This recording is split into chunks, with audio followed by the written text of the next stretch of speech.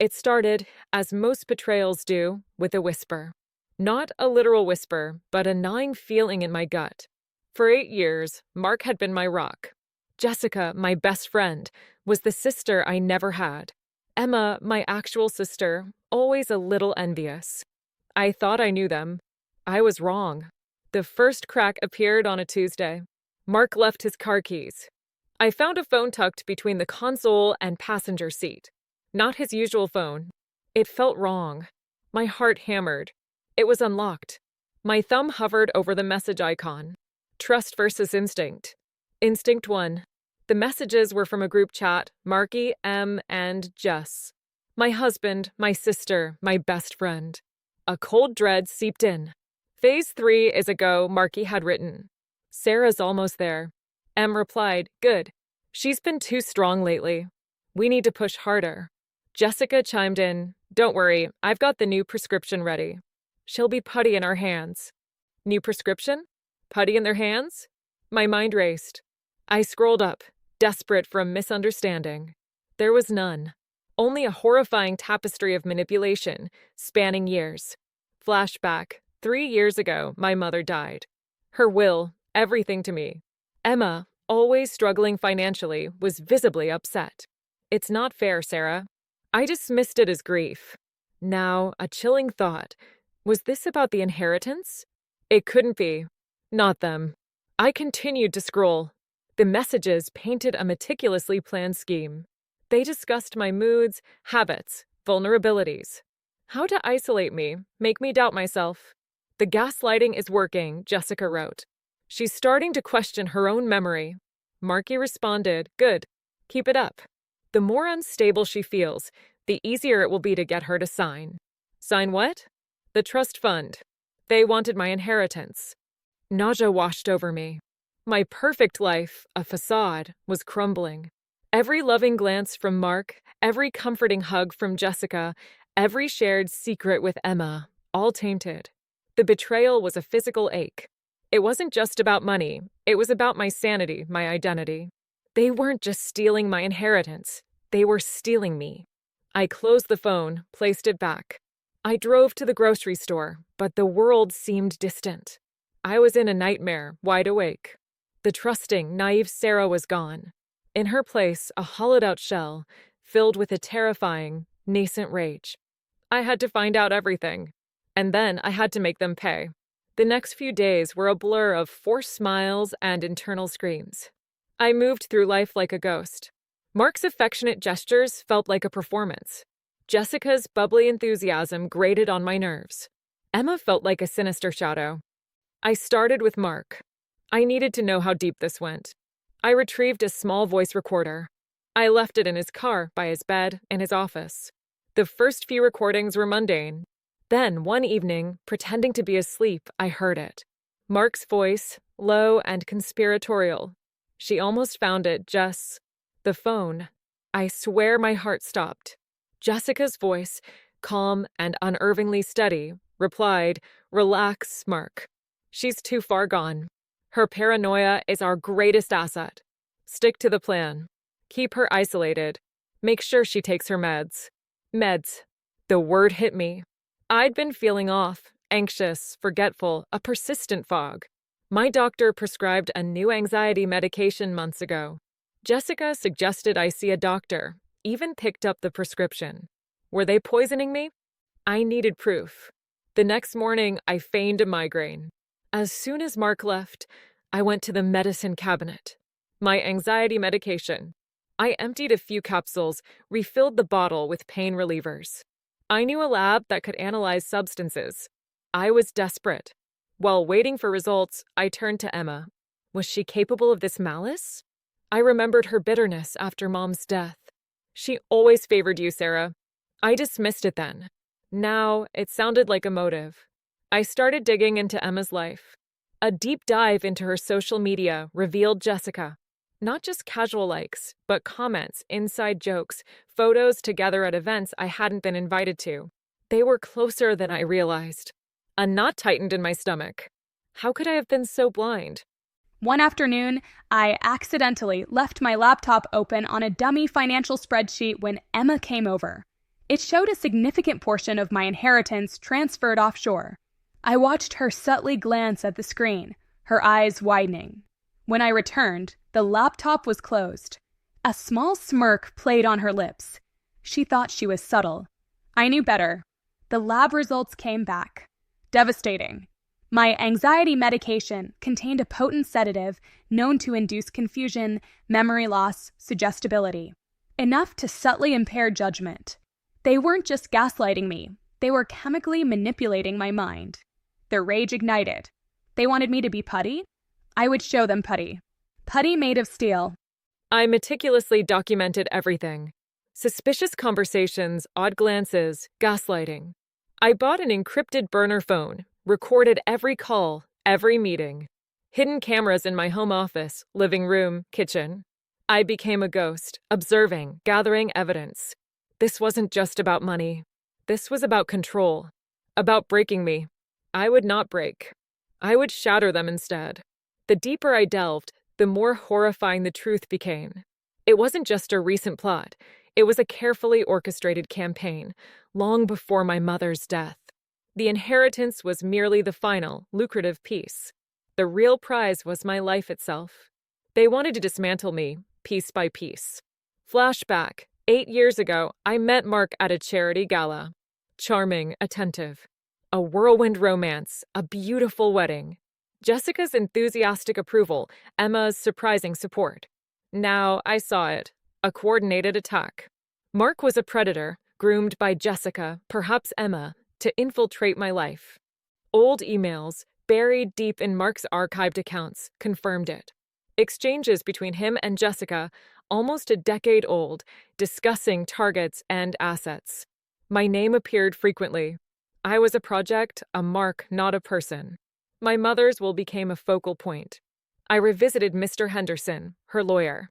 He explained her clear wishes, the bulk of her estate to me, a smaller annuity for Emma, contingent on financial stability. If Emma failed, her share reverted to me. My mother was wary of Emma's spending. Now, the pieces clicked. Emma's resentment wasn't just favoritism, it was control. If I were deemed mentally unfit or disappeared, the inheritance would fall to her. Jessica, the architect, would take her cut. They were playing a long game, with my life and sanity as stakes. I reevaluated every interaction. Jessica helping with my finances, suggesting low-return investments. Emma casually mentioning my mother's eccentricities or my overly sensitive nature. Mark's constant reassurance that I was just stressed. All part of the same insidious pattern designed to erode my confidence. The hidden cameras became my eyes and ears. I watched them plot in my own home. Jessica advising Mark on how to handle my emotional outbursts. Emma, eyes gleaming, discussing, closing the deal. Mark, devoid of emotion, nodding along. One evening, I overheard a conversation that chilled me. Jessica explaining how they'd have me committed. It's foolproof, she purred. With the sedatives and documented paranoia, no one will question it. We'll have full control of her assets, and she'll be out of the way. My hands clenched. Committed.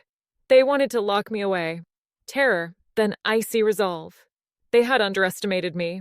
Mistaken my trust for weakness. The Sarah they knew was gone. In her place, a woman forged in betrayal, with nothing to lose, everything to reclaim. The game was about to change. I was going to win. I just needed the perfect moment, the perfect stage. The transformation was gradual, yet absolute. The tears stopped. The trembling ceased. A cold, calculating clarity settled. I was no longer the victim. I was the hunter. My prey, oblivious, were walking into my trap. Every move, every word, meticulously catalogued, analyzed, used against them. My first step, secure my assets. I secretly consulted Evelyn Reed, a sharp lawyer. I presented her with the lab report, recorded conversations, suspicious emails. I omitted the full extent of my recordings. Evelyn, initially skeptical, grew alarmed. This is an extraordinary level of premeditation, Sarah. Criminal conspiracy, fraud, potentially attempted murder. Attempted murder. The words hung heavy. I nodded. I want them to pay Evelyn. Every single one. Evelyn helped set up an impenetrable financial structure. The trust fund moved to an offshore account, untraceable.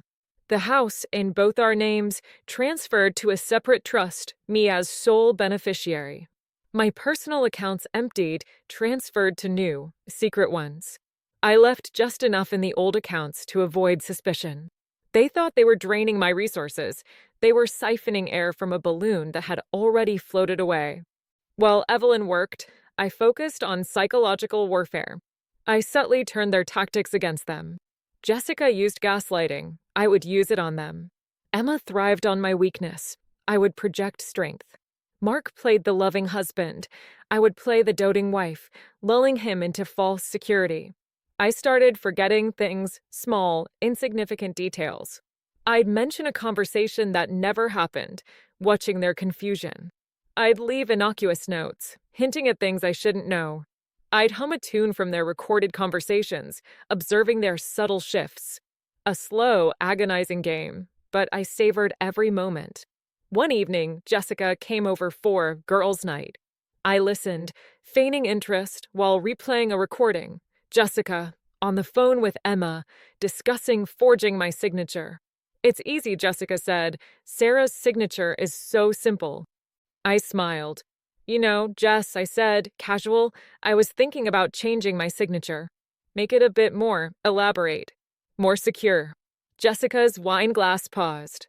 Her eyes flickered. "Oh? Why?" "Just a whim," I replied, feeling a need for a change. A fresh start. The seed of doubt was planted. Did I know something? The uncertainty would eat at her. With Emma, I played a different game. I knew her insecurity, financial instability, Mom's favoritism. I talked about Mom more, her wisdom, foresight, her belief in me. I'd casually mention how grateful I was for her will, ensuring my future. Emma would grow uncomfortable, jaw tightening. I was poking an open wound. Mark was the easiest. Predictable. I continued to be the loving wife, cooking his favorite meals, initiating intimacy. He ate it up, convinced he had me. He'd leave his phone unattended. I used these opportunities to plant false information, send cryptic messages from his phone to Jessica or Emma, sowing discord. I wanted them to turn on each other.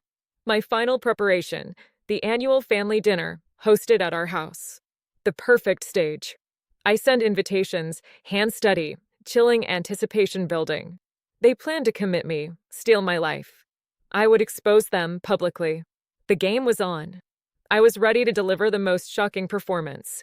The final act was about to begin.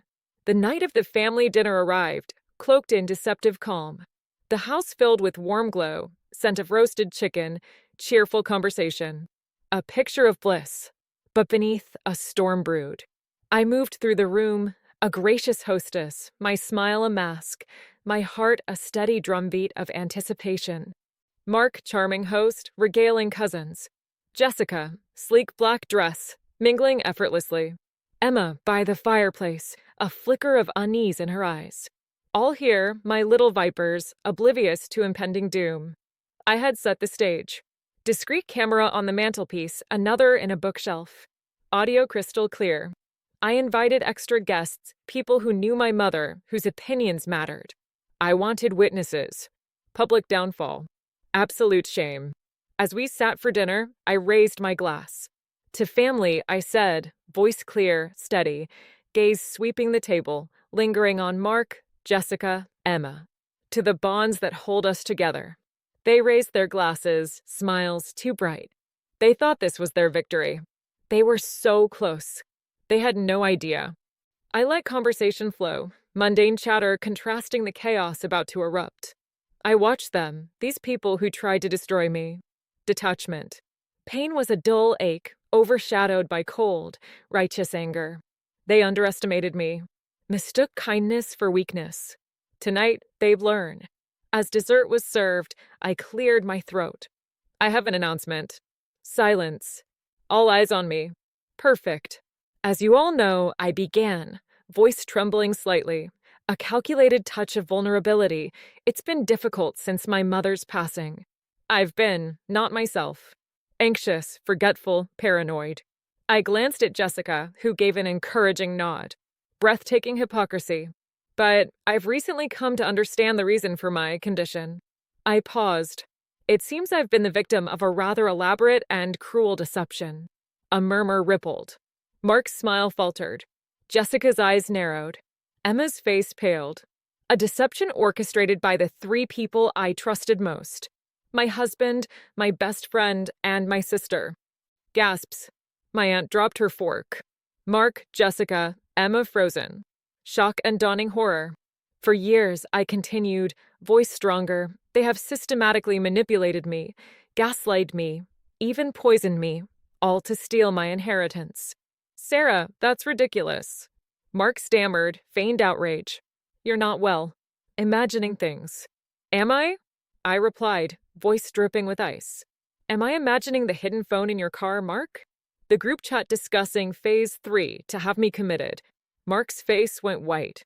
Jessica's eyes darted. Emma looked about to faint. Am I imagining the sedatives you've been putting in my anxiety medication, Jessica? I continued, voice rising. The ones designed to make me confused, suggestible, easy to control? I have the lab report. Fascinating reading. Jessica's composure cracked. You're lying, she hissed. You're insane. And you, Emma, I said, turning to my sister, voice softening with deceptive pity. You, consumed by jealousy, convinced you were entitled to what was mine. Did you really think I wouldn't find out? Thought I was that weak. Emma burst into tears. I don't know what you're talking about. Oh, I think you do, I said, voice hardening. And just in case, I have proof. Every conversation, every lie, every betrayal. All recorded. All documented. All ready for the police. I pulled out a remote. A large screen descended. A video began to play. Mark, Jessica, Emma in my living room, discussing their plan in damning detail. The room filled with their voices, their words, their treachery. Silence, broken only by their recorded voices and Emma's sobs. Faces of family and friends, horror, disgust, disbelief. Vipers exposed. Game over. I had one. But the final, most satisfying blow was yet to come. The video played on, a damning symphony. Mark's bluster evaporated. Jessica trembled, eyes darting for escape. Emma, a crumpled mess, sobbed.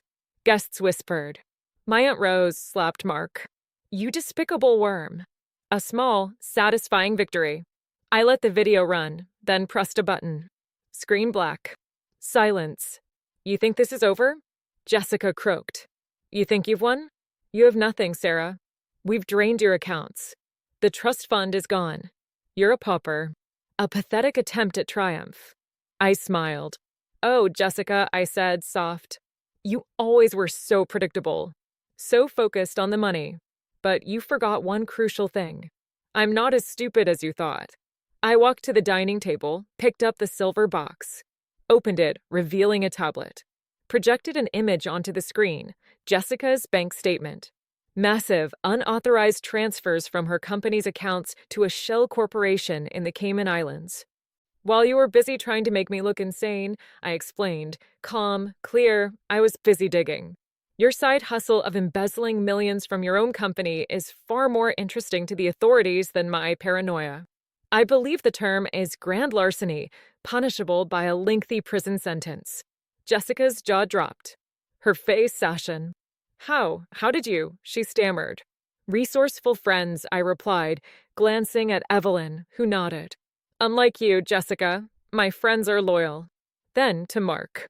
And as for you, my dear husband, I said, devoid of emotion, the divorce papers are filed. Thanks to your video confession and a prenuptial agreement, you'll leave with nothing. Not a penny. Not even your dignity. Mark collapsed, head in hands. Broken. The charming facade shattered. Finally, Emma sobbing. And Emma, I said, tinged with sadness, I hoped you were better. The annuity Mom left you? Gone. Reverted to the trust. You're on your own. I had contacted the police. The doorbell rang. 2 officers. I gestured to Jessica.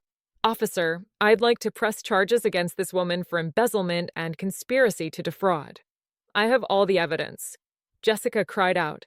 Too late. Officers moved in, handcuffs glinting. As they led her away, she shot me a look of pure hatred. I met her gaze, cold, unwavering. No triumph, only emptiness. Revenge was sweet, but the cost immense. Mark was served divorce papers. He argued, pleaded. Evelyn stepped forward, and he withered. Emma, abandoned, fled, sobs echoing down the street.